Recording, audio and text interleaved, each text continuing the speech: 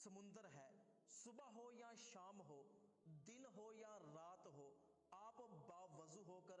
ایک تسبیح اپنے ہاتھ میں پکڑیں، پھر تسبیح کے ہر یہ تسبیح نہیں بلکہ دولت کا سمندر ہے، صبح ہو یا شام ہو،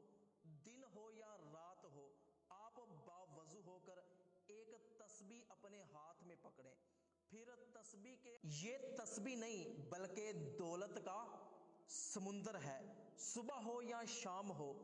دن ہو یا رات ہو، آپ باوضو ہو کر ایک تسبیح اپنے ہاتھ میں پکڑیں،